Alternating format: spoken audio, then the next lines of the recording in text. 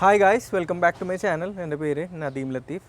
So ആഗ്രഹിച്ച ഒരു വാഹനം വാങ്ങിച്ചിട്ട് അത് വാങ്ങുന്ന സമയത്ത് കാണിച്ചിരുന്ന പരസ്യം ചെയ്തിരുന്ന ഫീച്ചർ ഇല്ലാത്തതിൻ്റെ പേരിൽ സർവീസ് സെൻറ്ററിൽ കയറി ഇറങ്ങി അവരുടെ ഭാഗത്തുനിന്ന് പ്രോപ്പറായിട്ടൊരു റെസ്പോൺസ് കാര്യങ്ങളൊന്നും കിട്ടാതെ ഇരുന്ന കേസിൽ കൺസ്യൂമർ കോർട്ടിൽ പോയി അതിൻ്റെ കോമ്പൻസേഷൻ നേടിയെടുത്തിട്ടുള്ളൊരു വ്യക്തിയാണ് എൻ്റെ കൂടെ ഉള്ളത് ടിയാഗോ EV ഓണറായിട്ടുള്ള ജിത്തു ആണ്. ഈ ഒരു വീഡിയോ ചെയ്യണം എന്ന് പറഞ്ഞിട്ട് പുള്ളിയാണ് എന്നെ ഫേസ്ബുക്കിലൂടെ ആദ്യം അപ്രോച്ച് ചെയ്തത്. കാരണം പുള്ളി ആഗ്രഹിച്ച ഒരു ടിയാഗോ EV എടുത്തു. അത് എടുക്കുന്ന ടൈമിൽ ഞാൻ പറഞ്ഞ പോലെ കുറച്ച് ഫീച്ചേഴ്സ് അവർ പറഞ്ഞിരുന്നു. അതിൽ പലതും ആ ടൈമിൽ കിട്ടിയില്ല. അതിൻ്റെ ഡീറ്റെയിൽ കാര്യങ്ങളെല്ലാം പുള്ളി പറയും. പക്ഷേ ഈ വീഡിയോയുടെ ഉദ്ദേശം എന്ന് പറഞ്ഞു കഴിഞ്ഞാൽ പുള്ളി പറഞ്ഞ പോലെ ഇങ്ങനെയുള്ള കാര്യങ്ങൾ ആളുകൾ അറിഞ്ഞിരിക്കണം. അത് മാത്രമല്ല, നാളെ ഒരു പ്രശ്നം വന്നു കഴിഞ്ഞാൽ ആളുകൾ ഈ പറയുന്ന പോലെ കോടതിയുടെ പുറകെ നടന്ന് കാശ് പോവും, സമയം പോവും എന്നൊക്കെ പേടിച്ചിരിക്കുന്നതിന് പകരം മുമ്പോട്ട് വന്ന് അതിന് വേണ്ട നമുക്ക് വേണ്ട കോമ്പൻസേഷൻ അല്ലെങ്കിൽ ഇത് കിട്ടാനുള്ള ഒരു ആളുകൾക്കൊരു ഒരു അവയർനെസ് പരിഹരിച്ച് കിട്ടണം. പ്രശ്നം പരിഹരിച്ച് കിട്ടാനായിട്ട് ആളുകൾക്കൊരു അവയർനെസ് എന്നുള്ള രീതിയിൽ ഇൻഫോർമേറ്റീവായിട്ട് ചെയ്യുന്നൊരു വീഡിയോ ആണ്. അപ്പോൾ ലെറ്റ്സ് ഗെറ്റ് സ്റ്റാർട്ടഡ്.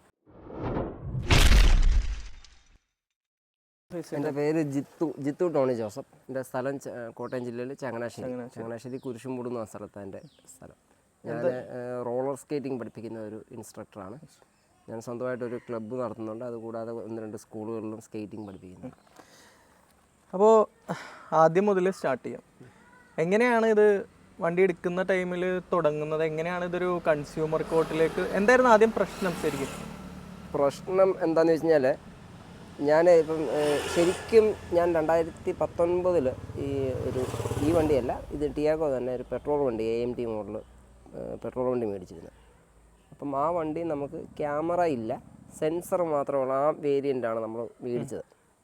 അപ്പം നമ്മൾ ക്യാമറ ഇല്ലാത്ത വണ്ടി, സെൻസറുള്ള വണ്ടി ഓടിച്ചോടിച്ച് നമുക്കതൊരു ഭയങ്കര ഒരു കംഫർട്ടായി റിവേഴ്സ് എടുക്കുമ്പോഴൊക്കെ. കാരണം നമുക്ക് പുറകിൽ എന്തെങ്കിലും തടസ്സമോ റിവേഴ്സ് എടുക്കുകയോ ചെയ്യുമ്പോഴത്തേക്കും അപ്പം നല്ല ഒരു രീതിയിൽ ഒരു കംഫർട്ടായിട്ട് പോയി.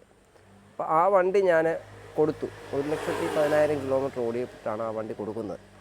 അപ്പോൾ ഈ 1,10,000 കിലോമീറ്റർ ഓടിയിട്ടുള്ളതിൽ കറക്റ്റ് 7,000 ടാറ്റയുടെ വണ്ടിയുടെ ഒരു സർവീസിൻ്റെ ഒരു പാറ്റേൺ എന്ന് പറഞ്ഞു കഴിഞ്ഞാൽ 7,500 കിലോമീറ്റർ ഓടിക്കുമ്പോൾ ഒരു മൈനർ സർവീസ്, 15,000 കിലോമീറ്റർ ഓടിക്കുമ്പോൾ മേജർ സർവീസ്. ഈ മേജർ സർവീസിലാണ് ഓയിൽ ചേഞ്ച് കാര്യങ്ങളെല്ലാം വരുന്നത്. പക്ഷേ ഇവർക്ക് 15,000 കിലോമീറ്ററിലൊരു 7,500ൻ്റെ മൾട്ടിപ്പിളിലൊരു മൈനർ സർവീസ് ഉണ്ട്.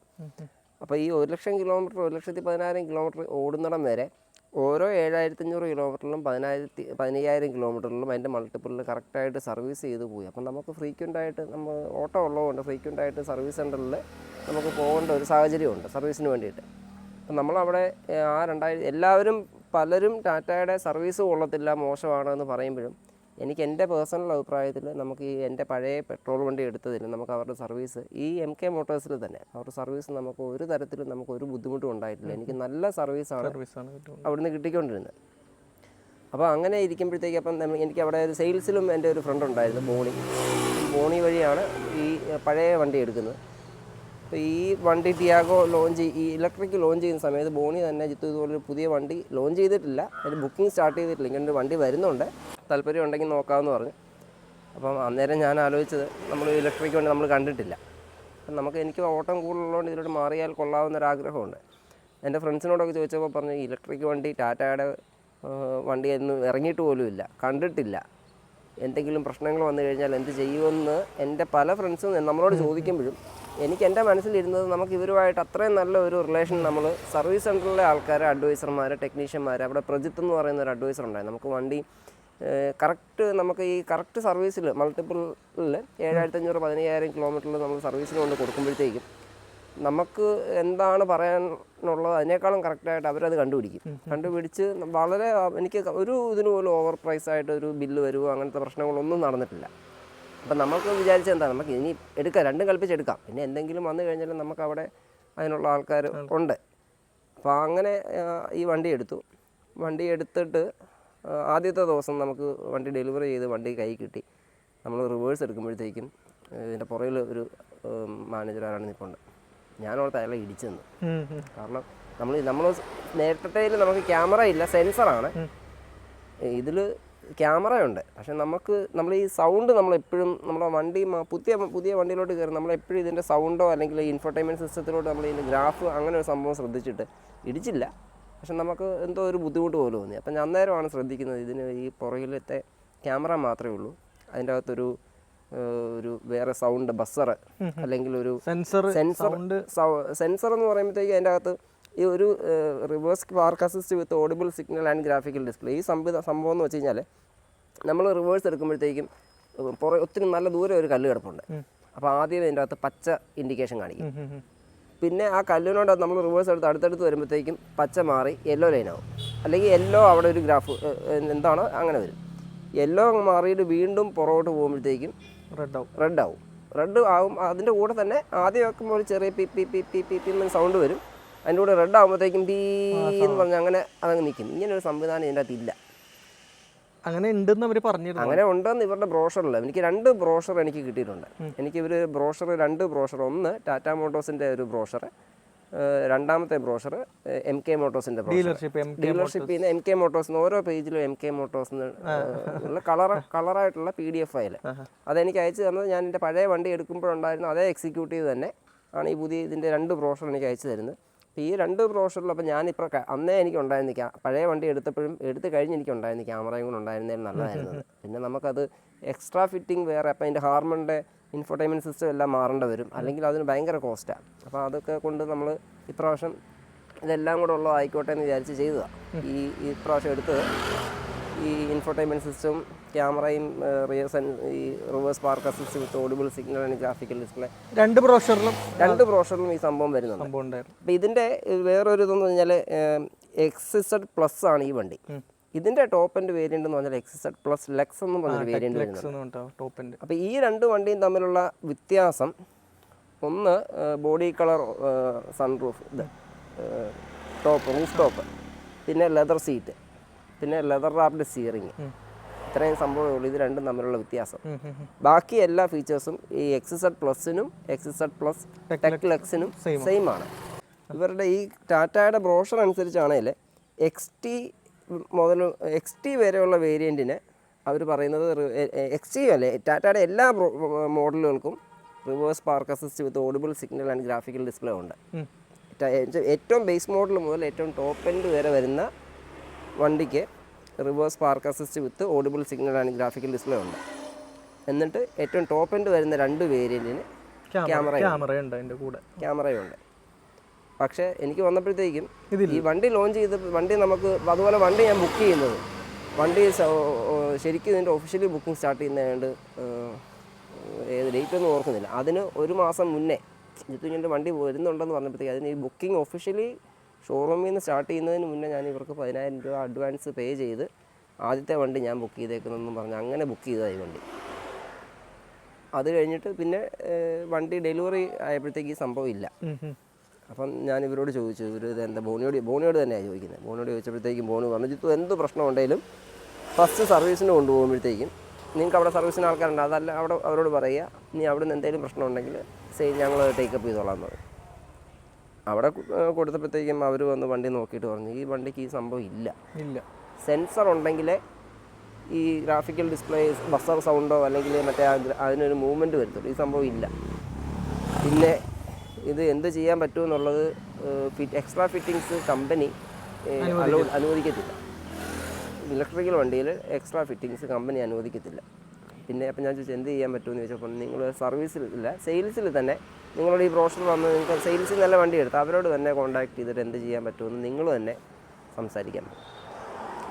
അങ്ങനെ ഞാൻ തിരിച്ച് സെയിൽസിൽ ചെന്നപ്പോഴത്തേക്ക് അവിടെ ഒരു പലരോട് സംസാരിച്ചിട്ടൊന്നും ഒരു റെസ്പോൺസ് ഇല്ല.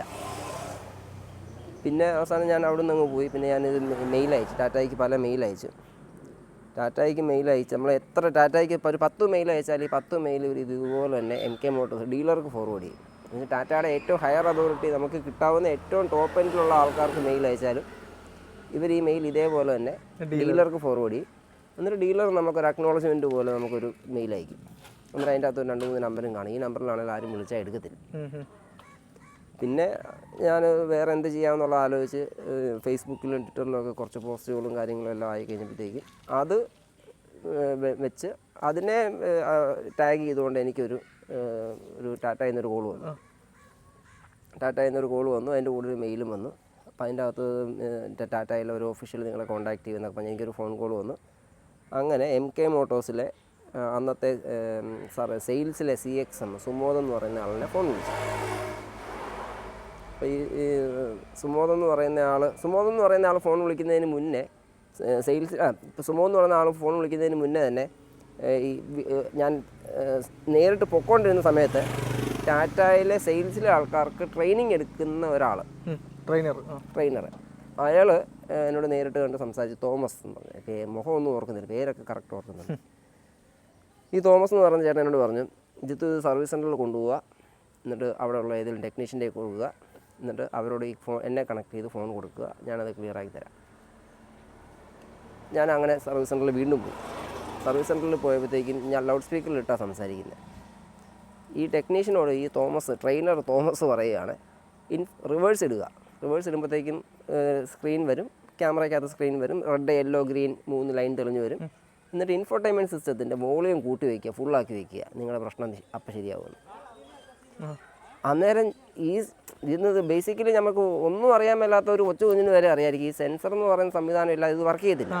പക്ഷേ ഈ ഒരു ട്രെയിനർ ഇത്രയും തറപ്പിച്ചൊരു കാര്യം പറഞ്ഞപ്പോഴത്തേക്ക് എൻ്റെ മനസ്സിൽ കൂടെ പോയത് ഈ പുതിയ വണ്ടി, പുതിയ എന്തെങ്കിലും ടെക്നോളജി ആയിരിക്കും. ക്യാമറയ്ക്കകത്തൂടെ തന്നെ നമുക്കത് ഇനിയും ഭാവിയിൽ അത് വരാൻ പറ്റത്തില്ലെന്നൊന്നുമില്ല. ക്യാമറയ്ക്കകത്തൂടെ തന്നെ ഇതിൻ്റെ എന്തെങ്കിലും ഡിസ്റ്റൻസ് മെഷർമെൻറ്റ് അളക്കുന്നതോ അല്ലെങ്കിൽ എന്തെങ്കിലും ഒരു സംവിധാനം ഇതിൻ്റെ അകത്ത് കാണും.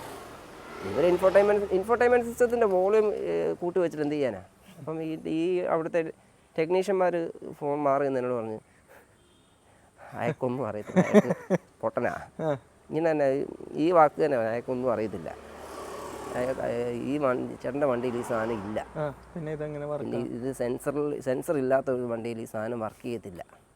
അങ്ങനെ പിന്നെ ഞാൻ അങ്ങ് ഫോൺ കട്ട് ചെയ്തിട്ടാണ് ഞാൻ പിന്നെ മെയിൽ അയച്ച് അങ്ങനെ കുറേ പ്രശ്നങ്ങളൊക്കെ ആയി. അങ്ങനെ എനിക്കൊരു ദിവസം ഒരു കോൾ വന്നു. കോട്ടയത്തെ MK മോട്ടോഴ്സിൽ തന്നെ ഈ അവിടുത്തെ CXM സുമോദ് എന്ന് പറയുന്ന ഒരാൾ. ഈ സുമോദ് വിളിച്ചിട്ട് ആദ്യമേ എന്നോട് പറഞ്ഞു, ജിത്തു നിങ്ങളുടെ വണ്ടിയിൽ ഈ സാധനം ഉണ്ട്. അപ്പോൾ ഞാൻ പറഞ്ഞു, അങ്ങനെ ഉണ്ടെങ്കിൽ എനിക്ക് റിട്ടേൺ ആയിട്ട് മെയിലായിട്ട് തരാൻ പറഞ്ഞു. Your vehicle have this feature എന്ന് സുമോദ് എനിക്കൊരു മെയിൽ അയച്ചു കഴിഞ്ഞപ്പോൾ ഞാൻ റിപ്ലൈ കൊടുത്തു. ഞാൻ അതിന് മുന്നേ തന്നെ മെയിൽ അയച്ചു, റിമൈൻഡർ മെയിൽ അയച്ചു, എന്നിട്ടൊന്നും റിപ്ലൈ ഇല്ലായിരുന്നു. ഈ ഫേസ്ബുക്കിലും ട്വിറ്ററിലും ഒക്കെ ടാഗ് സോഷ്യൽ മീഡിയയിൽ ഇട്ട് കഴിയുമ്പോൾ അതിന് ശേഷമാണ് ആദ്യത്തെ ഒരു റെസ്പോൺസ് ഇവരുടെ അടുത്തുനിന്ന് വരുന്നത്. അപ്പോൾ ഈ ജിത്തു നിങ്ങളുടെ വണ്ടിയിൽ ഈ ഫീച്ചർ ഉണ്ട്. ഞാൻ പറഞ്ഞു ഓക്കെ ശരി സമ്മതിച്ചു. ആദ്യം നിങ്ങൾ ഈ വണ്ടിയിൽ ഈ ഫീച്ചർ എൻ്റെ വണ്ടിയിൽ ഉണ്ടെന്ന് എനിക്ക് റിട്ടേൺ ആയിട്ട് നിങ്ങളൊരു മെയിൽ അയക്കാൻ പറഞ്ഞു. ഈ പുള്ളി എനിക്ക് അങ്ങനെ ഒരു മെയിൽ അയച്ചു കഴിഞ്ഞപ്പോഴത്തേക്ക് ഞാൻ തിരിച്ചതിന് മെയിലായിട്ട് തന്നെ മറുപടി കൊടുത്തു. ഇത് എങ്ങനെയെന്ന് എനിക്കൊന്ന് എക്സ്പ്ലെയിൻ ചെയ്യണമെന്ന് പറഞ്ഞു. അപ്പോൾ എന്നെ ഫോൺ വിളിച്ചു അവിടെ വരെ ഒന്ന് വരാമെന്ന് ചോദിച്ചു. സർവീസ് സെൻറ്റർ സെയിൽസിൽ അവിടെ ചെന്നപ്പോഴത്തേക്കും പുള്ളി റിവേഴ്സ് ഇട്ടപ്പോഴത്തേക്കും റെഡ് യെല്ലോ ഗ്രീൻ ലൈറ്റ് കത്തുന്നുണ്ട്. അപ്പം പുള്ളി പറയുന്നത് reverse park assist with audible. അതിൻ്റെ അകത്ത് സെൻസർ എന്നൊരു വാക്ക് അതിൻ്റെ അകത്ത് പറയുന്നില്ല. പക്ഷേ ഈ ഇവരുടെ തന്നെ ഈ പഴയ പെട്രോൾ വണ്ടിയുടെയൊക്കെ ബ്രോഷറുകളിൽ സെൻസർ എന്ന് തന്നെ ഒരു വാക്ക് അതിൻ്റെ അകത്ത് ഉണ്ടായിരുന്നു. പക്ഷേ ഈ വണ്ടിയുടെ ഇതിൽ ഈ ഫീച്ചറിൻ്റെ അകത്ത് സെൻസർ എന്നൊരു വാക്ക് വരുന്നില്ല. അപ്പോൾ അതിൻ്റെ അകത്ത് reverse park assist with audible signal slash ഇട്ടിട്ട് ഗ്രാഫിക്കൽ ഡിസ്പ്ലേ ആണ് എഴുതിയത്. ഈ സ്ലാഷ് വരുന്നത് എന്താണെന്നുള്ളത് ശരിക്കും ഇതിൻ്റെ ഓണേഴ്സ് മാനുവൽ വായിച്ചാൽ മനസ്സിലാവും. കാരണം in case of low end variant where infotainment system is not available only graphical display is there. അപ്പം അതിനാണ് ഈ സ്ലാഷ് ഇട്ടേക്കുന്നത്. അപ്പോൾ ഇവർ ഇതിനെ ഇൻ്റർപ്രറ്റ് ചെയ്തു, ഒന്നുകിൽ ഓഡിബിൾ സിഗ്നൽ അല്ലെങ്കിൽ ഗ്രാഫിക്കൽ ഡിസ്പ്ലേ. അപ്പം ഞാൻ പറഞ്ഞു ഓക്കെ ഇതിൻ്റെ അകത്ത് ഏതാ ഉള്ളത്? അപ്പോൾ അവർ പറഞ്ഞു ഗ്രാഫിക്കൽ ഡിസ്പ്ലേ. കാരണം സൗണ്ട് ഇല്ലാത്തത് അവർക്ക് കേൾപ്പിക്കാൻ പറ്റത്തില്ല. നമ്മൾ റിവേഴ്സ് എടുക്കുമ്പോൾ ഒരു തടസ്സം ഉണ്ടെങ്കിൽ പീ എന്നുള്ള സൗണ്ട് ഇല്ലാത്ത സൗണ്ട് അവർക്ക് കേൾപ്പിക്കാൻ പറ്റത്തില്ല. അപ്പോൾ ഇവർ പറയുന്നത് ഗ്രാഫിക്കൽ ഡിസ്പ്ലേ ആണ്. ഞാൻ പറഞ്ഞു എവിടെ? അപ്പോൾ അയാൾ പറഞ്ഞ് ഈ കാണുന്നത്. ഞാൻ ചോദിച്ചു ഏത്? Red yellow green 3 light lines. നമ്മൾ റിവേഴ്സ് ഇടുമ്പോഴത്തേക്കും റെഡ് യെല്ലോ ഗ്രീൻ അത് ഈ ഫുൾ ടൈം കത്തിക്കിടക്കുക, അതാണ് ഗ്രാഫിക്കൽ ഡിസ്പ്ലേ. അതാണ് ഇവർ പറയുന്നത്. അപ്പം ഞാൻ പറഞ്ഞു പിന്നെ ഇതിൻ്റെ അകത്ത് ഞാൻ പറഞ്ഞു എനിക്ക് നിങ്ങളോടൊന്നും സംസാരിക്കാനില്ല എന്നും പറഞ്ഞ് അവിടുന്ന് മാറി. പിന്നെ ഇത് പലർക്കും മെയിൽ അയച്ചു. 7 ലക്ഷനോ അങ്ങനെ സർവീസിലെ ടാറ്റ ടിയാഗോയുടെ സൗത്ത് സോൺ EV ഹെഡ്, ടിയാഗോയുടെ സൗത്ത് സോണിലെ സർവീസ് മാനേജർ 7 ലക്ഷനോ അങ്ങനെ ഒരാൾ, അങ്ങനെ പലർക്കും മെയിൽ അയച്ചു. ആർക്കൊക്കെ മെയിൽ അയച്ച് എന്തൊക്കെ ഇതിൻ്റെ പുറകെ നടന്നത് എനിക്ക് തന്നെ ഒരു ഓർമ്മയില്ല. ഇതെല്ലാം കഴിഞ്ഞിട്ട് പിന്നെ ഈ സുമോദ് തന്നെ വിളിച്ചിട്ട് ഒരു ദിവസം ഇങ്ങനെയൊക്കെ സംസാരിച്ച് കഴിഞ്ഞ് അപ്പോഴത്തേക്ക് അയാളും എടുത്തു ഞാനും എടുത്തു. ഞാൻ എന്തോ പറഞ്ഞപ്പോഴത്തേക്ക് ഇയാൾ പറയുവാണ്, ജിത്തുവിന് അറിയാമോ ടാറ്റയ്ക്ക് എന്തോരം ബുക്കിംഗ് ഉണ്ടെന്ന്. ഞാൻ പറഞ്ഞു എനിക്കറിയാം, ഞാനല്ലേ ആദ്യം വണ്ടി ബുക്ക് ചെയ്തത്. ഡെലിവറി എനിക്കല്ല കിട്ടും, നമുക്ക് ലോണിൻ്റെ കുറച്ച് പ്രോസസ്സും ഡെലിവറി നമുക്കല്ലെങ്കിൽ ഈ വണ്ടി വരുന്നതിന് ഇത്രയും ദിവസം മുന്നേ ഏറ്റവും ആദ്യം ബുക്ക് ചെയ്ത ഞാൻ. നല്ല ഒത്തിരി ബുക്കിംഗ് ഉണ്ടായിരുന്നു. അത് ഈ ആൾക്കാർ ഈ ഒരു ഫീച്ചർ മാത്രം കണ്ടുകൊണ്ടൊന്നുമല്ല വണ്ടി എടുക്കുന്നത്. ജിത്തുവിന് അത്ര നിർബന്ധമാണെങ്കിൽ, ഈ ഫീച്ചർ അത്ര നിർബന്ധമാണെങ്കിൽ ഇതുള്ള ഫീച്ചറുള്ള വണ്ടി വേറെ ഇഷ്ടംപോലെ ഉണ്ടായിരുന്നല്ലോ. ഏത് വണ്ടി എന്ന് ചോദിച്ചപ്പോഴത്തേക്കും പറയാം ഇലക്ട്രിക് വണ്ടി ഇതേ ഉള്ളൂ, ഈ വേറെ കമ്പനിയുടെ ഇഷ്ടംപോലെ വണ്ടി ഉണ്ടാവും, അതെടുത്താൽ പോരായിരുന്നു. എനിക്ക് പേഴ്സണലി ഏറ്റവും കൂടുതൽ ഇൻസൾട്ടായിട്ട് തോന്നിയ ആദ്യത്തെ ഒരു ഇൻസിഡൻറ്റ് അതാ. നമ്മളൊരു അത്രയും കാര്യമായിട്ട് നമ്മൾ ഒരിക്കലും എൻ്റെ കെയർ ഓഫിൽ എനിക്ക് തോന്നുന്ന ഏറ്റവും ഒരു മിനിമം ഞങ്ങളുടെ ആ ഏരിയയിൽ തന്നെ ഒരു 10 ടാറ്റ ടിയാഗോ ഇലക്ട്രിക് അല്ല, ആ വണ്ടി അവിടെ MK തന്നെ സെയിലായിട്ടുണ്ട് എൻ്റെ റെഫറൻസിൽ തന്നെ. കാരണം ഞാൻ എൻ്റെ പഴയ പെട്രോൾ ടിയാഗോ കൊണ്ട് ഞാൻ 2020 ഈ ഇലക്ട്രിക് വണ്ടി എടുക്കുന്നതിന് മുന്നേ ഇവിടുന്ന് ലേ ലഡാക്ക് ഇവിടുന്ന് കർദുങ്ല ടോപ്പ് വരെ പോയി ഓടിച്ചു പോയിട്ടുണ്ട് ഞാൻ ഫാമിലിയായിട്ട്. എനിക്ക് നല്ല മൈലേജ് കിട്ടുന്നുണ്ട്. എൻ്റെ വണ്ടി ഞാൻ ഒരു മനുഷ്യന് മാറി ഓടിക്കാൻ കൊടുക്കത്തില്ല. ഞാനല്ലാതെ ഒരു മനുഷ്യന് ഈ 1,10,000 കിലോമീറ്റർ ഞാനല്ലാതെ ഒരു മനുഷ്യന് ഓടിച്ചിട്ടില്ല. എനിക്ക് നല്ല മൈലേജ് കിട്ടുന്നുണ്ട്, എനിക്ക് നല്ല സർവീസ് കിട്ടുന്നുണ്ട്. അപ്പം നമ്മൾ ഇവരുടെ എല്ലാത്തിലും നമ്മൾ ഹാപ്പി ആയിരുന്നു. എൻ്റെ ഒരു റെഫറൻസിന് തന്നെ ഏറ്റവും മിനിമം ഒരു 10 വണ്ടി അവർ വിറ്റിട്ടുണ്ട്. ഇവരുമായിട്ട് ഇത്രയും പ്രശ്നം ഉണ്ടായിട്ട് പോലും എൻ്റെ റെഫറൻസിൽ ഒരു 4-5 ഇലക്ട്രിക് വണ്ടി ടിയാഗോ ഞങ്ങളുടെ ആ ഏരിയയിൽ തന്നെ എടുത്തിട്ടുണ്ട്. ടിയാഗോ തന്നെ, വേറെ വണ്ടിയല്ല. കാരണം എനിക്ക് ഇപ്പോഴും ഇവരുടെ സർവീസ് എനിക്ക് എൻ്റെ പേഴ്സണൽ ഇതിൽ, പക്ഷേ എൻ്റെ തന്നെ വേറെ ദിവസം ഞാൻ പറഞ്ഞെടുത്തേക്കുന്നവർക്ക് എല്ലാ സർവീസിന് പ്രശ്നങ്ങളുമാണ്. അത് അവരുടെ ഇതായിരിക്കും. കാരണം അത് പല കാരണങ്ങളുണ്ടായിരിക്കും, പലർക്കും പല. പിന്നെ അത് വേറെ അത് വിട്ടേരെ. അപ്പം ഈ വണ്ടിയുടെ കാര്യത്തിൽ നമുക്ക് ഇയാൾ ഒന്നാമത്തെ കാര്യം നമുക്ക് പേഴ്സണൽ ഒരു ഇൻസൾട്ട് പോകുന്നത്, ജിത്തുവിന് ഈ വണ്ടി ഈ ഒരു ഫീച്ചർ തന്നെയുള്ള വണ്ടി വേണമെങ്കിൽ ജിത്തുവിന് വേറെ ഏതെങ്കിലും കമ്പനിയുടെ വണ്ടി എടുത്തുകൂടായിരുന്നു. 1. 2, ഈ ബ്രോഷർ അവരുടെ എൻ്റെ പഴയ വണ്ടി ഉണ്ടായിരുന്ന 2019 ഉണ്ടായിരുന്ന അതേ എക്സിക്യൂട്ടീവ് അവിടെ ഉള്ള ആൾ എനിക്ക് പേഴ്സണലി വാട്സപ്പിൽ അയച്ചു തന്ന ബ്രോഷർ ഈ പുള്ളി പറയുന്നത് അത് ടാറ്റ കമ്പനി അങ്ങനെ ബ്രോഷർ ഇറക്കിയിട്ടില്ല. ഇത് ഇങ്ങനൊരു വണ്ടി ഇറങ്ങുന്നു എന്ന് പറഞ്ഞപ്പോഴത്തേക്കും പലരും പല ഇന്ന ഫീച്ചറുണ്ട് ആ ഫീച്ചറുണ്ടെന്നും പറഞ്ഞ് ഒത്തിരി ഓൺലൈനിലും അവിടെ ഇവിടെയൊക്കെ ഒത്തിരി ബ്രോഷറുകളൊക്കെ ഇറങ്ങുന്നുണ്ട്. ഈ ബ്രോഷർ ഞാൻ ഉണ്ടാക്കിയതാണ്. ഇത് രണ്ടും കൂടെ ആയപ്പോഴത്തേക്കും ഞാൻ പറഞ്ഞു ഇനി ഇതിൻ്റെ അകത്ത് സംസാരമില്ല. ഞാനിത് ലീഗലായിട്ട് പൊക്കോളാൻ പറഞ്ഞു. ശരി, നിങ്ങൾ ലീഗലായിട്ട് പൊക്കോളാൻ പറഞ്ഞു. ഞാൻ പോകുന്നു പറഞ്ഞപ്പോൾ അവർ പറഞ്ഞു ശരി നിങ്ങൾ പൊക്കോ. അപ്പം നിങ്ങൾ പൊക്കോ, അങ്ങനെ ഒരു ഇതായി. അപ്പോൾ അങ്ങനെ ആലോചിച്ചപ്പോഴത്തേക്കും ഞാൻ ഇതിന് മുന്നേ എനിക്ക് ചെറിയ 1-2 കേസുകളൊക്കെ നമ്മൾ ഈ കൺസ്യൂമർ കോടതിയിൽ തന്നെത്താനെ ബാധിച്ച് നമുക്ക് അനുകൂലമായിട്ടുള്ള വിധിയൊക്കെ വന്നിട്ടുണ്ട്. പക്ഷേ ഈ ഒരു കേസിൽ എനിക്ക് തോന്നി ഇത് നീണ്ടുപോയി കഴിഞ്ഞാൽ നമ്മൾ ഓരോ പ്രാവശ്യവും എൻ്റെ സ്ഥലം ചങ്ങനാശ്ശേരി, കോട്ടയം വരെ പോകണം. അപ്പോൾ ഓരോ പ്രാവശ്യത്തെ നമുക്കിപ്പോൾ ഒരു സിറ്റിംഗ് ഓരോ പ്രാവശ്യം ഇതിന് മുന്നത്തെ നടത്തിയ കേസുകളിൽ നമുക്ക് വക്കീലില്ല, നമ്മൾ തുടങ്ങി പോയതുകൊണ്ട് മാത്രം നമ്മൾ അതങ്ങ് കണ്ടിന്യൂ ചെയ്തതാണ്. കാരണം ചില ദിവസങ്ങൾ നമ്മൾ കോടതി ചെല്ലുമ്പോഴത്തേക്കും ചിലപ്പോൾ അന്ന് കോടതി അവധിയായിരിക്കും. ഈ കോടതി അവധിയാണെന്നുള്ളത് നമ്മൾ അവിടെ ചെല്ലുമ്പോഴേ അറിയത്തുള്ളൂ. അപ്പോൾ നമ്മൾ അതേപോലെ തിരിച്ചു വരേണ്ടി വരും.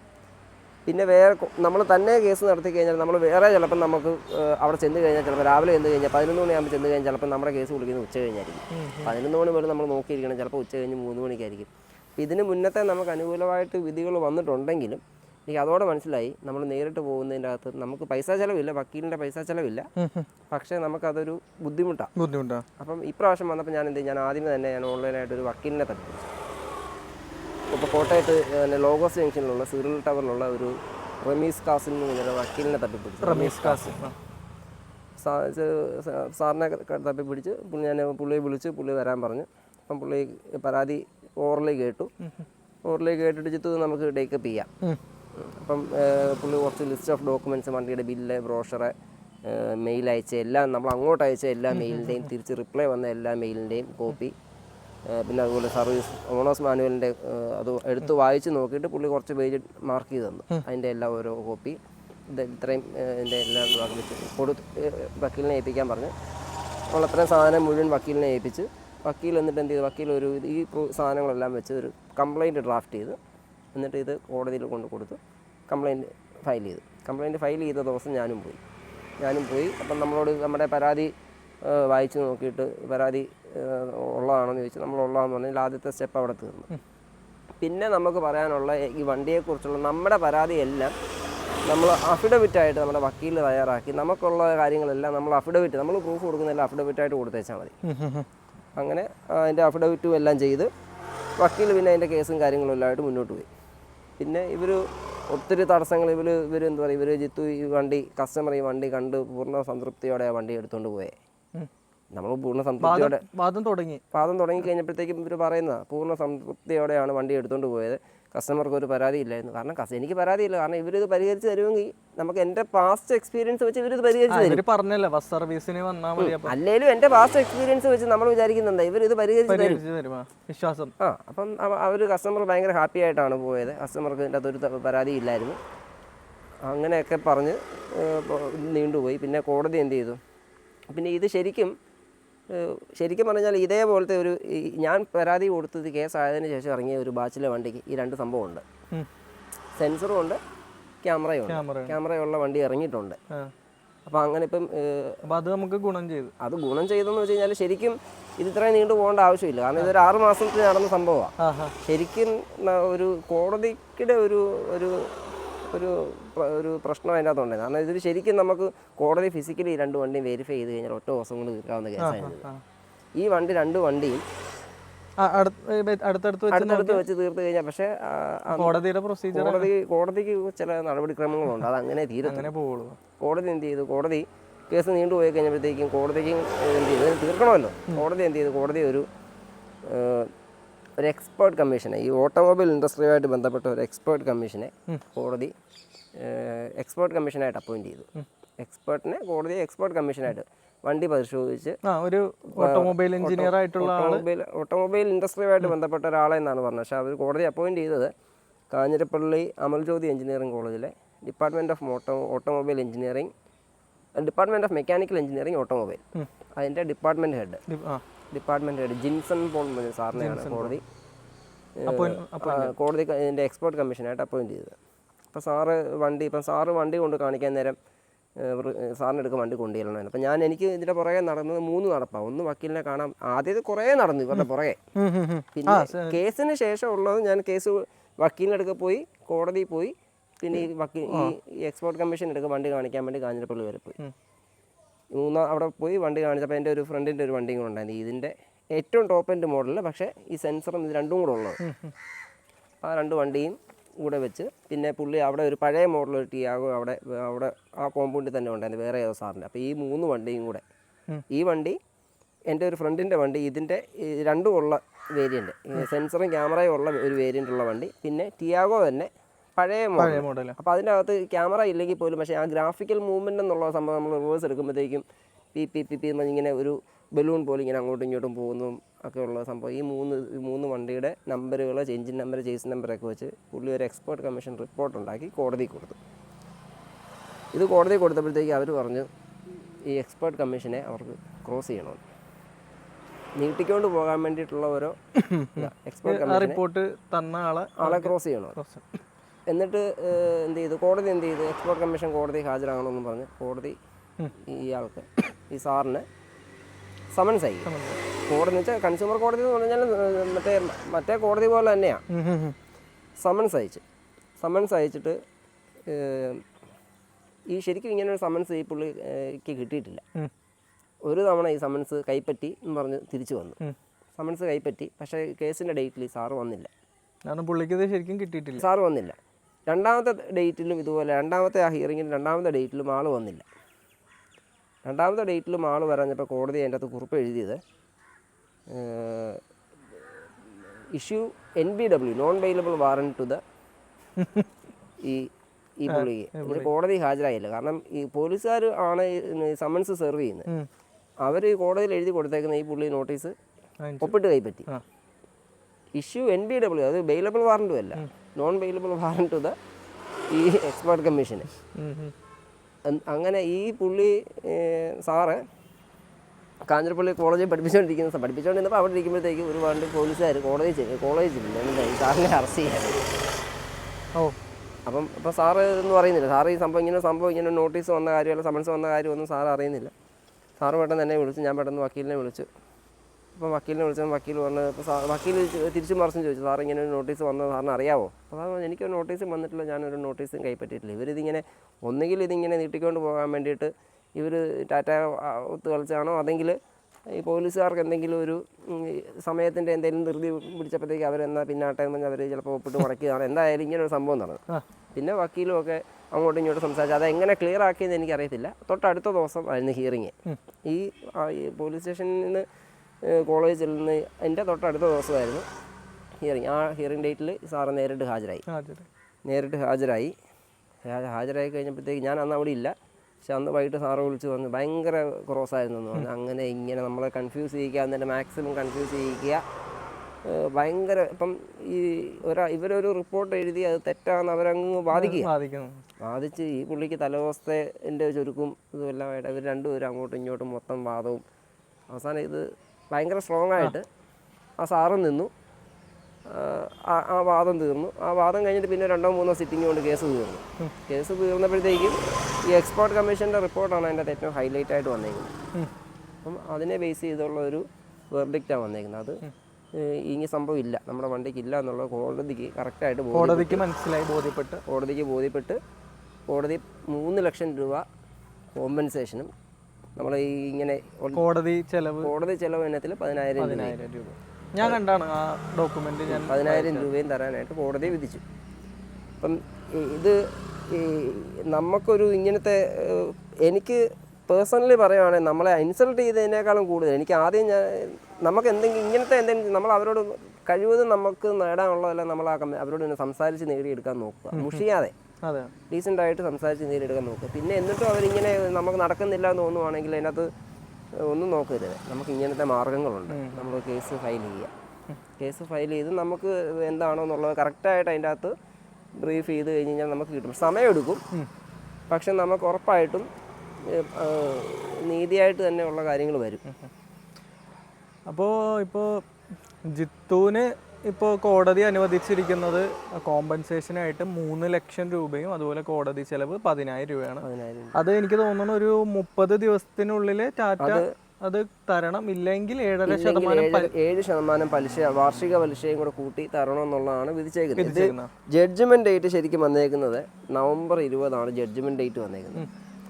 November 20 ജഡ്ജ്മെന്റ് ഡേറ്റ് വരുന്നതെന്ന് പറഞ്ഞാൽ ലാസ്റ്റ് ഹിയറിംഗ് November 20 അപ്പം November 20 ഇവർ ഇതിൻ്റെ കുറിപ്പെല്ലാം എഴുതി വെച്ചിട്ടുണ്ട്. ഇന്ന് ജഡ്ജ്മെൻറ്റിൻ്റെ കുറിപ്പെല്ലാം എഴുതി വെച്ചിട്ടുണ്ട് അവരുടെ മജിസ്ട്രേറ്റ് അവരുടെ ബുക്കിൽ. പക്ഷേ ഈ സാധനമെല്ലാം മജിസ്ട്രേറ്റ് അടുത്ത അതിൻ്റെ താഴെയുള്ള ആൾക്ക് സ്റ്റെനോയ്ക്ക് ഡിക്റ്റേറ്റ് ചെയ്ത് കൊടുത്ത് ടൈപ്പ് ചെയ്ത് അതിൻ്റെ പ്രൂഫ് ചെക്ക് ചെയ്ത് ഇത് ഓർഡറായിട്ട് നമുക്ക് പുറത്തിറങ്ങി നമുക്ക് കൈ കിട്ടിയപ്പോഴത്തേക്കും December 18. അപ്പം December 18 നമ്മൾ ഇതിൻ്റെ ഓർഡർ കൈപ്പറ്റി ഓപ്പോസിറ്റ് പാർട്ടിക്ക് അവർക്കുള്ളത് ഈ ഒരു കോടതിയിൽ നിന്ന് തന്നെ അയച്ചു കൊടുക്കും. ഇങ്ങനെ ഈ ജഡ്ജ്മെൻ്റ് അവർക്കുള്ളത് അയച്ചു കൊടുക്കും. നമ്മളത് കോടതിയിൽ നമ്മൾ കൈപ്പറ്റണം. അപ്പോൾ ഇവരിതെന്ന് കൈപ്പറ്റിയോ അന്ന് മുതൽ 30 ദിവസം എന്നുള്ളതാണ് കണക്കല്ല. ജഡ്ജ്മെൻറ്റ് ഡേറ്റ് മുതൽ 30 ദിവസമല്ല. അവരിതെന്ന് കൈപ്പറ്റിയോ അന്ന് മുതൽ 30 ദിവസത്തിനുള്ളിൽ ഈ വിധി നടപ്പാക്കണമെന്നുള്ളതാണ്. പിന്നെ ടാറ്റ ആയതുകൊണ്ടും അവർക്ക് അവരുടെ കസ്റ്റമേഴ്സിനെ ഒരു പുല്ല് വില ആയതുകൊണ്ടും ഇനിയാണെങ്കിൽ ഇവർ ചിലപ്പോൾ അപ്പീൽ പോയി കഴിഞ്ഞ് കഴിഞ്ഞാൽ അവർക്ക് 30 ഡേയ്സിനുള്ളിൽ അപ്പീൽ പോകാമെന്നുള്ളതാണ് ഞാൻ അറിഞ്ഞേക്കുന്നത്. 30 ഡേയ്സിനുള്ള അപ്പീൽ പോയാലും നമ്മളെ ബുദ്ധിമുട്ടിക്കുക എന്നുള്ള ഉദ്ദേശം മാത്രമേ അവർക്കുള്ളൂ. ഇനി ഏതായാലും നമ്മൾ ഇത് കൊടുക്കണം.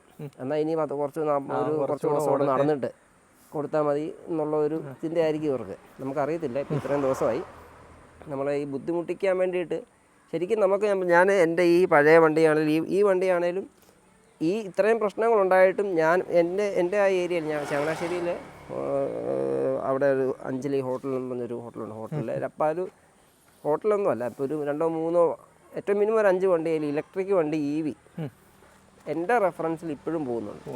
കാരണം എന്നോട് ആൾക്കാർ ചോദിക്കാൻ കാരണം വെച്ച് കഴിഞ്ഞാൽ ഒന്ന് ചങ്ങനാശ്ശേരിയിൽ ആ ഏരിയയിൽ ഏറ്റവും ആദ്യം ഈ വണ്ടി ബുക്ക് ചെയ്തത് ഇത്രയും ഓടിയത് ഇപ്പോൾ ഈ വണ്ടി ഇപ്പോൾ 77,000 കിലോമീറ്ററായി. അപ്പോൾ ആൾക്കാർ എപ്പോഴും ഇലക്ട്രിക് വണ്ടി എടുത്തിട്ട് ആൾക്കാർ ഓട്ടം കൂടുതലുള്ളവരോട് അഭിപ്രായം ചോദിക്കും. ഞാൻ നല്ലത് പറയുമ്പോഴത്തേക്ക് സ്വാഭാവികമായിട്ട് ഇപ്പോഴും അവർക്ക് നമ്മൾ അവരുടെ സെയിൽസിനെ പഠിപ്പിക്കാനോ അല്ലെങ്കിൽ അവർ മോശമാണെന്നോ ഒന്നും ഒരിക്കലും അന്നും പറഞ്ഞിട്ടില്ല ഇന്നും പറഞ്ഞിട്ടില്ല. പക്ഷെ എനിക്കുണ്ടായെന്ന് പറഞ്ഞാൽ നമ്മളോട് പേഴ്സണലായിട്ട് നമുക്കൊരു ഇൻസൾട്ട് തോന്നി. ഒരിക്കലും ഞാൻ പറഞ്ഞിട്ടില്ല വണ്ടി മോശം, അങ്ങനത്തെ ഒരു കംപ്ലയിൻറ്റ്. എനിക്ക് ഈ വണ്ടിയാണേലും വണ്ടി വഴി കിടക്കേണ്ട ഒരവസ്ഥ വന്നിട്ടുണ്ട്. അപ്പോൾ അവരത് ഡീസൻ്റായിട്ട് ലെക്സണിലായിരുന്നു, ഡീസൻ്റായിട്ട് വണ്ടി കൊണ്ടുപോയി അവരത് ശരിയാക്കി. അങ്ങനത്തെ ഒരു പ്രശ്നവും നമുക്ക് വന്നിട്ടില്ല. അപ്പോൾ നമ്മൾ പറഞ്ഞു വരുന്നതെന്ന് വെച്ച് കഴിഞ്ഞാൽ ടാറ്റ മോശമാണെന്നോ അല്ലെങ്കിൽ ഒരു പെർട്ടിക്കുലർ ഡീലർഷിപ്പ് മോശമാണെന്നോ ഒന്നുമല്ല. നമ്മളിവിടെ പറഞ്ഞു വരുന്നത് കസ്റ്റമേഴ്സിൻ്റെ അവകാശങ്ങളെ പറ്റിയിട്ടാണ്. അതിപ്പോൾ ടാറ്റ ആയാലും വേറെ ഏത് ബ്രാൻഡായാലും. റീസെൻ്റ്ലി എനിക്ക് തോന്നുന്നു മാവേലിക്കരയിൽ എന്തോ ആണ് ഒരു ഡോക്ടർ ഒരു ഐഫോൺ വാങ്ങിച്ചിട്ട് അതിൻ്റെ ബാറ്ററി റിലേറ്റഡ് ഇഷ്യൂ വന്നിട്ട് ലാസ്റ്റ് അവിടെയും ഇതിൻ്റെ അകത്ത് പോസിറ്റീവായിട്ട് വന്നത് കോടതി അവിടെ ഒരു എക്സ്പേർട്ട് കമ്മീഷനെ വെച്ചു. അപ്പോൾ ഈ എക്സ്പേർട്ട് കമ്മീഷനെ വെച്ച് നമ്മൾ സാധാരണ ഒരു സർവീസ് സെൻറ്ററിൽ നമ്മൾ കൊണ്ടുപോയി ഒരു മൊബൈലിൻ്റെ എന്തെങ്കിലും കംപ്ലൈൻ്റ് ആയിട്ട് കൊണ്ടുവന്നു അവർ ആദ്യം നോക്കും ഫിസിക്കൽ ഡാമേജ് ഉണ്ടെന്ന്. ചെറിയൊരു ഡെൻറ്റ് ഉണ്ടെങ്കിൽ ഫിസിക്കൽ ഡാമേജ് ഉണ്ടെന്ന് പറഞ്ഞാൽ സർവീസ് ചെയ്തില്ല.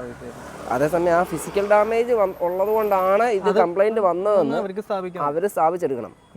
അവർ സ്ഥാപിച്ചാലേ അവരെടുക്കുന്നില്ല എന്നുണ്ടെങ്കിൽ കൺസ്യൂമർ കോടതിയിൽ ഇങ്ങനെ പോകാനുള്ള ഒരു അവകാശം നമുക്കുണ്ട്. അതാർക്കും അറിയത്തില്ല. അവർ പറയും നമ്മൾ സാധാരണ ആൾക്കാരെന്താ ചിന്തിക്കുന്നത്, സർവീസ് സെൻ്റർ എന്ന് പറയും ഫിസിക്കൽ ഡാമേജ് ഉണ്ട് അതുകൊണ്ട് അത് എടുക്കാൻ പറ്റത്തില്ല. അപ്പോൾ ഈ മാവേലിക്കരയിലെ കേസും ഇതുപോലെ തന്നെയാണ്. അവിടെയും ഈ പറഞ്ഞ ഒരു എക്സ്പേർട്ട് കമ്മീഷൻ്റെ ഒരു ഇടപെടലുണ്ടായിരുന്നു. എക്സ്പേർട്ട് കമ്മീഷൻ അതിൻ്റെ അകത്ത് ഈ ഫിസിക്കൽ ഡാമേജ് ഉള്ളതുകൊണ്ടാണ് ഇതിന് ഇന്ന പോലെ കംപ്ലൈൻറ്റ് വന്നതെന്ന് അവരോട് പറഞ്ഞു തെളിയിക്കാൻ. അവരെങ്ങനെ തെളിയിക്കും? ഇവരല്ലെന്നും പറഞ്ഞു. അപ്പോൾ അങ്ങനെയാണ്. അപ്പം നമുക്ക് ഈ കേസിൽ നമുക്ക് ഏറ്റവും അനുകൂലമായിട്ട് വന്ന ഒരു കാര്യം എന്ന് പറഞ്ഞാൽ ഈ എക്സ്പേർട്ട് കമ്മീഷൻ റിപ്പോർട്ടാണ്. പിന്നെ വക്കീലിൻ്റെ നല്ല വക്കീലാണ് നമുക്ക്. നല്ല എന്താ പേര് പറഞ്ഞ റമീസ് കാസ്. അപ്പോൾ ഞാനിപ്പോൾ പറഞ്ഞു നിർത്തിയതുപോലെ റീസെൻ്റ്ലി ഒരു ഡോക്ടർ ഐഫോണിന് കോമ്പൻസേഷൻ വാങ്ങിച്ചെടുത്തു. ഇതിനു മുമ്പ് വേറെ ബ്രാൻഡ്സ് ലൈക്ക് OnePlusൻ്റെയൊക്കെ ഫോൺ യൂസ് ചെയ്തിട്ട് അപ്ഡേറ്റ് ചെയ്ത് വന്നിട്ട് അതിന് കോമ്പൻസേഷൻ വാങ്ങിച്ചെടുത്തവരുണ്ട്. ഓലയുടെ ഇലക്ട്രിക് സ്കൂട്ടർ യൂസ് ചെയ്തിട്ട് സർവീസ് പ്രോപ്പറായിട്ട് കിട്ടാനായിട്ട് ആ വാഹനത്തിൻ്റെ ഫുൾ എമൗണ്ട് കോമ്പൻസേഷൻ വാങ്ങിച്ച് എടുത്തവരുണ്ട്. പക്ഷേ നമ്മളെപ്പോലെയുള്ള സാധാരണക്കാർ പലരും ഇതുപോലെയുള്ള പ്രശ്നങ്ങൾ ഫേസ് ചെയ്യുമ്പോൾ നമ്മൾ അതിലേക്ക് പോകാത്ത ഒരു റീസൺ എന്ന് പറഞ്ഞു കഴിഞ്ഞാൽ ഒന്ന് നമ്മൾ ഈ പറയുന്ന പോലെ ഒരുപാട് മെനക്കെടണം. കോടതിയിൽ നമ്മൾ പലപ്പോഴായിട്ട് പോകണം, വർഷങ്ങൾ എടുക്കും, ചിലപ്പോൾ 1 കൊല്ലം 2 കൊല്ലമൊക്കെ എടുക്കും. ഇതല്ലെങ്കിൽ നമ്മുടെ കയ്യിൽ നിന്ന് ഒരുപാട് പൈസ ചിലവാകും എന്നൊക്കെ കരുതിയിട്ടാണ്. അപ്പോൾ നമ്മൾ അങ്ങനെ മടിഞ്ഞ് ഇരിക്കരുത്, നമ്മുടെ അവകാശങ്ങൾക്ക് വേണ്ടിയിട്ട് പോരാടണം എന്ന് ഒരു മെസ്സേജ് തരാൻ വേണ്ടിയിട്ടാണ് ഇന്ന് ഈ വീഡിയോ. അതുപോലെ ഒരു കാര്യം കൂടെ, ഈ വണ്ടിക്ക് ഞാൻ ഇതുപോലെ ഇതേ പ്രോബ്ലമായിട്ട് ഒത്തിരി ആൾക്കാരെ ഞാൻ പേഴ്സണലി കണ്ടുപിടിച്ചതാണ്.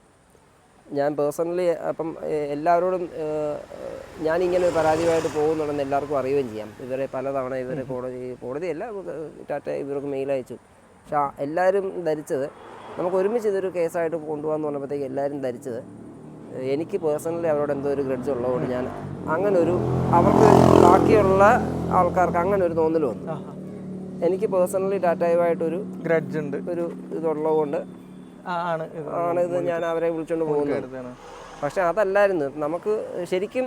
ഇനി ഇതിൻ്റെ അകത്തുള്ള രസം എന്ന് പറഞ്ഞാൽ ഈ വിധി വന്നത് ഞാൻ ഈ വണ്ടി എടുത്ത് പരാതി കൊടുത്തു ഒരു 6 മാസത്തിനുള്ളിൽ ഈ വിധി വന്നിരുന്നെങ്കിൽ ഈ വിധിയുടെ കോപ്പി വെച്ച് ബാക്കി എല്ലാവർക്കും കിട്ടുമായിരുന്നു. പക്ഷെ ഇനിയിപ്പോൾ അത് പറ്റത്തില്ല. കാരണം നമുക്കൊരു പരാതി ഉണ്ടെങ്കിൽ ആദ്യം പരാതിപ്പെടണം. ആ പരാതിപ്പെടുന്നതിനൊരു ടൈം ലിമിറ്റ് ഉണ്ട്, ടൈം ഫ്രെയിം ഉണ്ട്.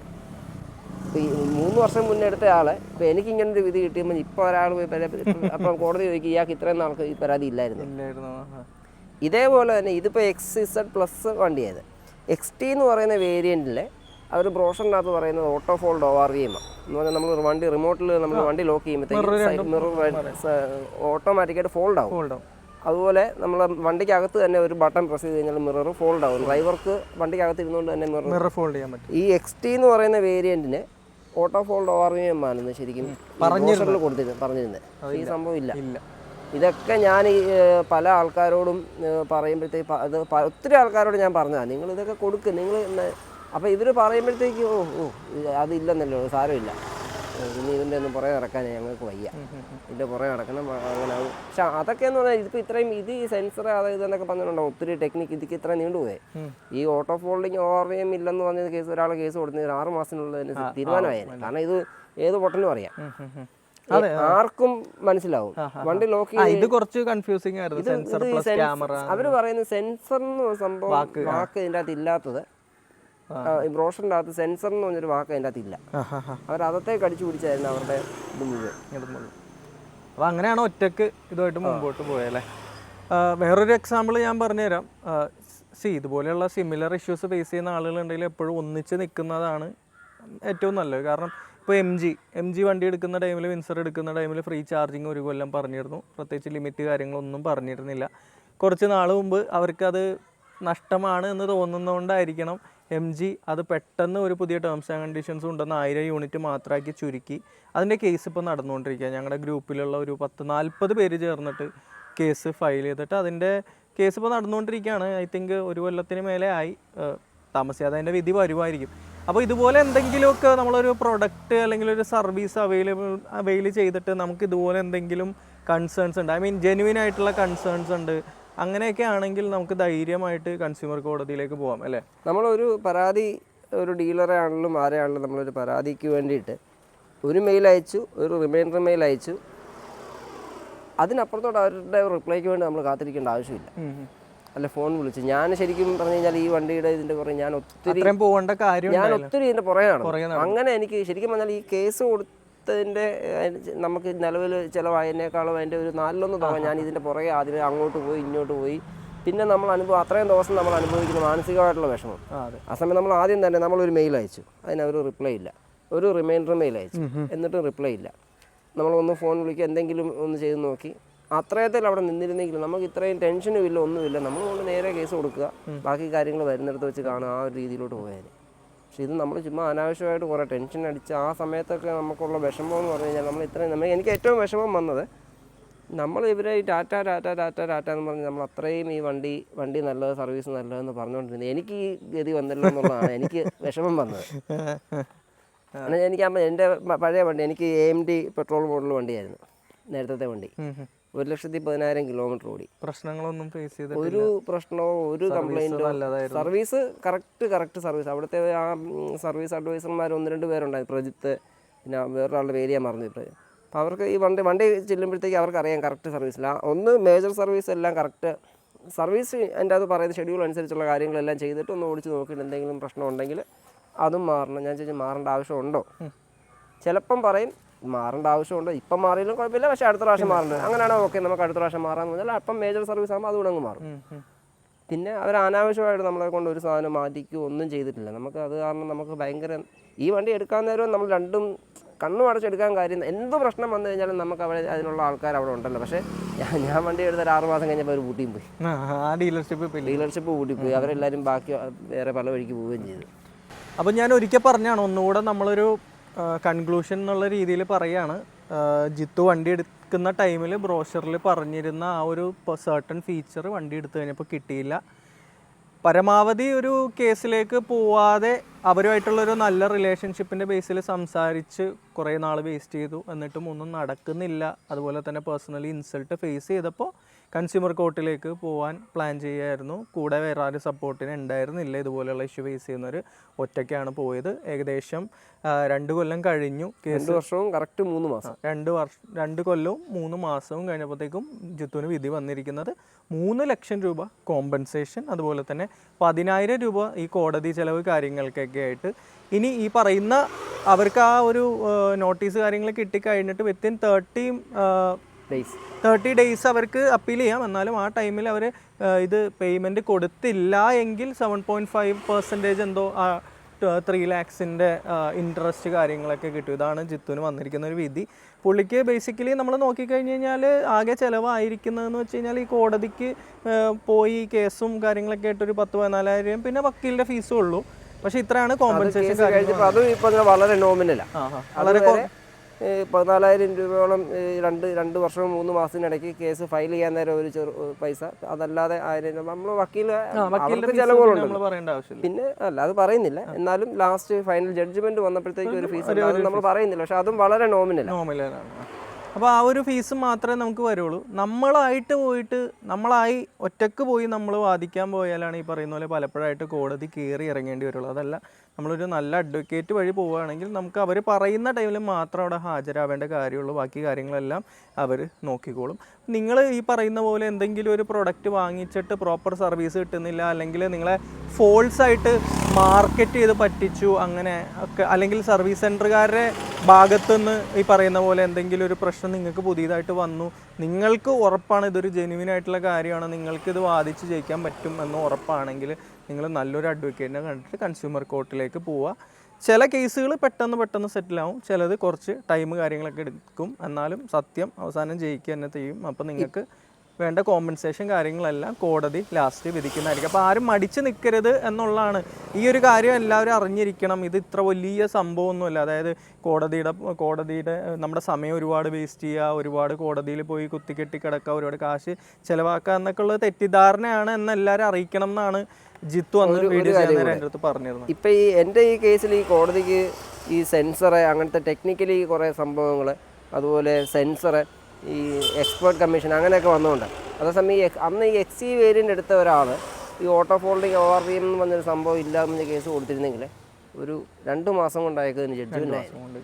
2 അല്ലേ 3 മാസം കൊണ്ടാണ്. ഇപ്പോൾ ഒത്തിരി കേസുകൾ, ചെറിയ ചെറിയ കേസുകൾ ഒത്തിരി എണ്ണം. ഞാൻ അവിടെ കോടതിയിൽ കയറി ഇറങ്ങി നടക്കുമ്പോഴത്തേക്ക് നമുക്ക് ഓരോ ദിവസം ലിസ്റ്റ് ചെയ്തേക്കുന്ന കേസുകളുടെ നമ്പർ അറിയാം. ഞാനിതെല്ലാം എടുത്തോട്ട് പോയിട്ട് ഇതിൻ്റെ എന്തായി, ജഡ്ജ്മെൻറ്റ് എന്തായി, നമ്മൾ ഓരോ ദിവസവും പുതിയ ഫ്രഷ് കേസ് വരുന്നത് ഇത് എത്ര ദിവസം കൊണ്ട് ജഡ്ജ്മെൻറ്റ് ആയി എന്നുള്ളത് ഞാൻ ചുമ്മാ ഇതിന് അടിച്ചു നോക്കുമ്പോൾ ഒത്തിരി കേസുകൾ ഒരു 3 മാസം 4 മാസം കൊണ്ടൊക്കെ വിധിയായത്, നല്ല നല്ല വിധികളായത് അയക്കും. പിന്നെ വെല്ലോരുടെ കേസായതുകൊണ്ട് നമുക്ക് അതിൻ്റെ എല്ലാം ഇത് ഡൗൺലോഡ് ചെയ്ത് കാണിക്കേണ്ട ഒരു ആവശ്യമില്ലാത്തതുകൊണ്ട്. അപ്പോൾ ജിത്തുവിന് നമ്മുടെ സബ്സ്ക്രൈബേഴ്സ് ഈ പറയുന്ന പോലെ ഞാൻ പറഞ്ഞില്ലേ, ഫോൾസ് മാർക്കറ്റിംഗ് അല്ലെങ്കിൽ പ്രോപ്പർ സർവീസ് കിട്ടുന്നില്ല, പ്രൊഡക്റ്റ് ക്വാളിറ്റി ഇല്ല, അങ്ങനെയുള്ള ബുദ്ധിമുട്ടുകളൊക്കെ ഉണ്ട്. ഇപ്പോൾ ഈ കൺസ്യൂമർ കോർട്ടിൽ പോയാൽ മെനക്കേടാണ് എന്നൊക്കെ വിചാരിച്ച് പോവാതിരിക്കുന്ന ആളുകളോട് ലാസ്റ്റായിട്ട് എന്താണ് പറയാനുള്ളത്? അങ്ങനെ പോകാതിരിക്കേണ്ട കാര്യമില്ല. കാരണം നമുക്ക് ഇവർ ഔദാര്യം ചെയ്തു തരുന്നതല്ല. അതെ, നമുക്ക് ഇവരൊരു സംഭവം പറഞ്ഞിട്ടുണ്ടെങ്കിൽ അവരത് ചെയ്യണം, അല്ലെങ്കിൽ അവരത് പറയാൻ പാടില്ല. അപ്പം അങ്ങനെ എന്നിട്ടും ചെയ്തു തരുന്നില്ലെന്നുണ്ടെങ്കിൽ അത് നമ്മുടെ കടമയാണ്. നമ്മളത് നിർബന്ധമായിട്ട് നമ്മളത് നേടിയെടുക്കണം. നമ്മളെ അങ്ങനെ ആരും പറ്റിച്ച് നമുക്ക് ആരും ഔദാര്യം ചെയ്യുന്ന, നമ്മൾ കഷ്ടപ്പെട്ടുണ്ടാക്കിയ പൈസയാണ്. ഈ വണ്ടിക്ക് ഇപ്പോൾ വന്ന് 14 ലക്ഷം രൂപ, എനിക്ക് 14 അല്ല 13 ലക്ഷം രൂപ എനിക്ക്. പിന്നെ നമ്മൾ ഈ വണ്ടി എടുത്ത് നമ്മൾ ഇവരെക്കുറിച്ച് നല്ല പറയുമ്പോൾ നമ്മൾ അവർക്ക് ചെയ്യുന്ന ഒരു സേവനമാണ് അത്. ഇവർ നമ്മൾക്ക് ചെയ്യുന്നതിനേക്കാളും കൂടുതൽ ഇപ്പം ഞാൻ പറഞ്ഞില്ല, ഞാൻ എൻ്റെ ഈ കേസിൽ മറ്റേ വണ്ടി ഏറ്റവും മിനിമം ഒരു 8-10 വണ്ടി, ഈ വണ്ടിയും ഇലക്ട്രിക് വണ്ടിയും. അപ്പം നമ്മൾ അത്രയും അങ്ങോട്ട് ചെയ്യുമ്പം അതുപോലെ തന്നെ ഒരു തിരിച്ചൊരു റെസ്പോൺസ് അവരുടെ ഭാഗത്തുനിന്ന് ഇങ്ങോട്ടും വേണം. അപ്പോൾ അത് ഇല്ലെന്നുണ്ടെങ്കിൽ ഇങ്ങനത്തെ വഴികളേ ഉള്ളൂ. നമ്മളത് കേസ് കൊടുത്ത് നേടിയെടുക്കുക എന്നുള്ളതാണ് പറയാനുള്ളത് അല്ലേ. Okay, thanks. എന്തായാലും ഇങ്ങനൊരു അനുഭവം ഉണ്ടായി, ഇങ്ങനൊരു വിധി വന്നപ്പോൾ തന്നെ എനിക്ക് ഫേസ്ബുക്കിലൂടെ മെസ്സേജ് അയച്ച് ഇത് ആളുകളുടെ ഇടയിലേക്ക് എത്തിക്കണം. അതായത് ഈ ടാറ്റയുടെ കാര്യങ്ങളല്ല, ഈ ഒരു കൺസ്യൂമർ കോടതിയും അവകാശങ്ങളെ കുറിച്ചിട്ടുള്ള കാര്യങ്ങളിൽ ആളുകളെ കൂടുതൽ അവെയർ ആക്കണം എന്ന് പറഞ്ഞിട്ട് എൻ്റെ അടുത്ത് വന്നതിന് ഒരുപാട് താങ്ക്സ് ഉണ്ട്. ഞാൻ കഴിഞ്ഞ ദിവസം വീഡിയോ വേറെ ചാനലുകളിൽ കണ്ടിരുന്നു. അപ്പോൾ ഒരു വക്കീൽ ഇങ്ങനെ പൈസ അപ്പീൽ പീരീഡ് വെയിറ്റ് ചെയ്യാൻ പറഞ്ഞിരുന്നു. പക്ഷേ അതിനിടയ്ക്ക് ഞാനൊരു വാട്സപ്പ് ഗ്രൂപ്പിലുണ്ട്, കൺസ്യൂമർ ഫോറം എന്നൊരു വാട്സപ്പ് ഗ്രൂപ്പിലുണ്ട്. അപ്പം അതിനകത്ത് ഇങ്ങനെ ഒരു വക്കീലുണ്ട്. അത് ഞാൻ എങ്ങനെ ആ ഗ്രൂപ്പിൽ ആഡായി വന്നതെന്ന് എനിക്കറിയത്തില്ല. അപ്പോൾ അതിങ്ങനെ ആളിങ്ങനെ എപ്പോഴും ഇങ്ങനെ കണ്ടിന്യൂസ് ആയിട്ട് ഇങ്ങനെ കൺസ്യൂമർ റിലേറ്റഡ് അല്ലെങ്കിൽ അല്ല സിവിൽ കേസുകളിലൊക്കെ ജഡ്ജ്മെൻറ്റുകൾ ക്രോഡീകരിച്ച് ഇതിൻ്റെ അകത്ത് ഇങ്ങനെ ഇടും. അപ്പോൾ അതിൻ്റെ അകത്ത് ഞാൻ ഈ കേസ് കൊടുക്കുന്നതിന് മുന്നേ ഞാൻ പുള്ളിയോട് ഞാനിങ്ങനെ ഒരു ഒപ്പീനിയൻ ചോദിച്ചു. അപ്പോൾ പുള്ളി പറഞ്ഞ് ധൈര്യമായിട്ട് കൊടുക്കാൻ പറഞ്ഞു. അപ്പോൾ ഇതിൻ്റെ ഒരു ജഡ്ജ്മെൻറ്റ് വന്നപ്പോൾ ഞാൻ ഇതിൻ്റെ ഈ ജഡ്ജ്മെൻറ്റ് പുള്ളിക്ക് അയച്ചു കൊടുത്തു. സാർ ഇത് പലർക്ക് സർക്കുലേറ്റ് ചെയ്ത. അപ്പം പുള്ളി അതെന്ത് ചെയ്തു, പുള്ളി എൻ്റെ കേസ് ഞാൻ ഉണ്ടായിരിക്കുന്ന വാട്സപ്പ് ഗ്രൂപ്പിൽ അതൊന്ന് സാരാംശമാക്കിയിട്ട്, നമുക്ക് അങ്ങനെ ഒന്നും ചെയ്യാനൊന്നും അറിയത്തില്ല, നമുക്കിത് ഇംഗ്ലീഷ് വന്നേക്കുന്നത് പറഞ്ഞ് മനസ്സിലാക്കാം, അതിൽ ടൈപ്പ് ചെയ്തൊന്നും ചെയ്യാൻ അറിയത്തില്ല. അതിങ്ങനെ ഇട്ടു, ഞാനത് പലർക്കും വാട്സപ്പിലും ഫോർവേഡ് ചെയ്ത്. അപ്പോൾ അങ്ങനെ ഇത് പലർക്ക് പല ചാനലിലും അങ്ങനെ കോണ്ടാക്ട് ചെയ്തു. അപ്പോൾ അങ്ങനെ വീഡിയോ ലിങ്ക് കാര്യങ്ങളൊക്കെ ഉണ്ടോ? വീഡിയോ ലിങ്കൊക്കെ 2 ഉണ്ട്. അപ്പോൾ ആ ലിങ്ക് കൂടെ ഞങ്ങൾ ഈ വീഡിയോയുടെ അടിയിൽ ഇട്ടേക്കാം. അപ്പോൾ ഞങ്ങളുടെ ഉദ്ദേശം എന്ന് പറഞ്ഞു കഴിഞ്ഞാൽ ഒരു കമ്പനി മോശമാണെന്ന് കാണിക്കുക എന്നുള്ളതൊന്നുമല്ല. ഏത് കമ്പനിയാണെങ്കിലും ഇതുപോലെ കൺസ്യൂമേഴ്സ് ഇഷ്യൂസ് ഫേസ് ചെയ്യുകയാണെങ്കിൽ ആരും മടിഞ്ഞ് നിൽക്കാതെ നിങ്ങൾ കൺസ്യൂമർ കോർട്ടിലേക്ക് പോയിക്കോ. ജെനുവിനായിട്ടുള്ള കാര്യമാണ്, നല്ലൊരു അഡ്വക്കേറ്റിനെ വെക്കുക, നിങ്ങൾക്കത് പ്രൂവ് ചെയ്യാൻ പറ്റിക്കഴിഞ്ഞാൽ നിങ്ങൾക്ക് വേണ്ട എൻ്റെ കേസിൽ നേടിയെടുക്കാൻ സാധിക്കും.